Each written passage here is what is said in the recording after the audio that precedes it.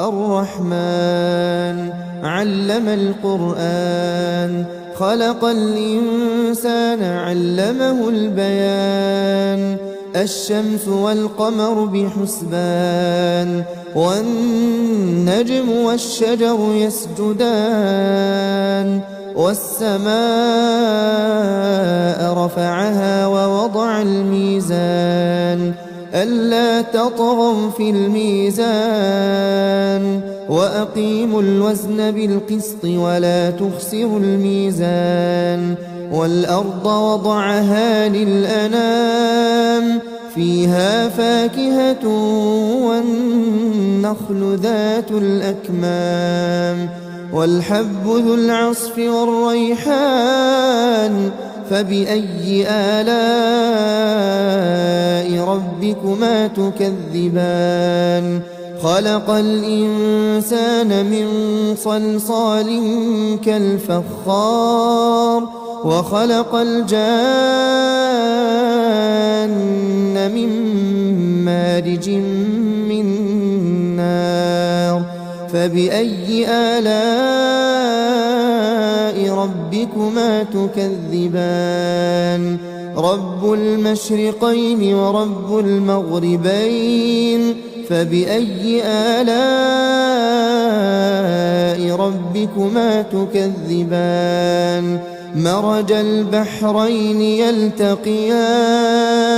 بينهما برزخ لا يبغيان فبأي آلاء ربكما تكذبان يخرج منهما اللؤلؤ والمرجان فبأي آلاء ربكما تكذبان وله الجوار المنشآت في البحر كالأعلام فبأي آلاء ربكما تكذبان كل من عليها فان ويبقى وجه ربك ذو الجلال والإكرام فبأي آلاء ربكما تكذبان يسأله من في السماوات والأرض كل يوم هو في شأن فبأي آلاء ربكما تكذبان سنفرغ لكم أيها الثقلان فبأي آلاء ربكما تكذبان يا معشر الجن والإنس إن استطعتم أن تنفذوا من أقطار السماوات والأرض فانفذوا لا تنفذون إلا بسلطان فبأي آلاء ربكما تكذبان يرسل عليكما شواظ من نار ونحاس فلا تنتصران فبأي آلاء ربكما تكذبان فإذا انشقت السماء فكانت وردة كالدهان فبأي آلاء ربكما تكذبان فيومئذ لا يسأل عن ذنبه إنس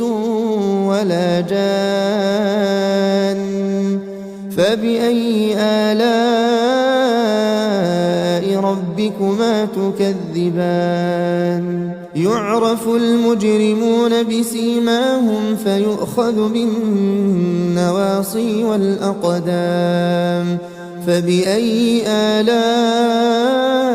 ربكما تكذبان هذه جهنم التي يكذب بها المجرمون يطوفون بينها وبين حميم آن فبأي آلاء ربكما تكذبان ولمن خاف مقام ربه جنتان فبأي آلاء ربكما تكذبان ذواتا أفنان فبأي آلاء ربكما تكذبان فيهما عينان تجريان فبأي آلاء ربكما تكذبان فيهما من كل فاكهة زوجان فبأي آلاء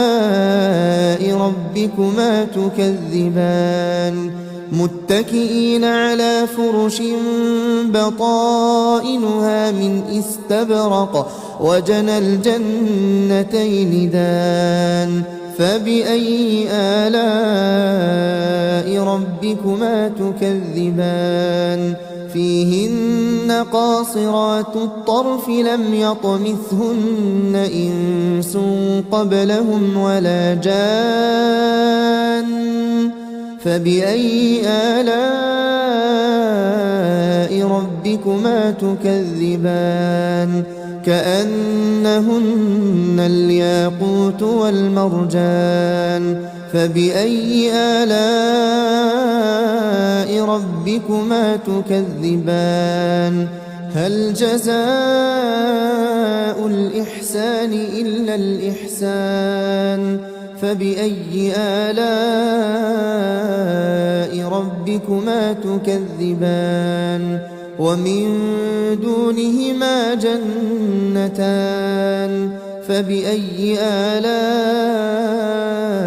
ربكما تكذبان مدهامتان فبأي آلاء ربكما تكذبان فيهما عينان نضاختان فبأي آلاء ربكما تكذبان فيهما فاكهة ونخل ورمان فبأي آلاء ربكما تكذبان فيهن خيرات حسان فبأي آلاء ربكما تكذبان حور مقصورات في الخيام فبأي آلاء ربكما تكذبان لم يطمثهن إنس قبلهم ولا جان فبأي آلاء ربكما تكذبان متكئين على رفرف خضر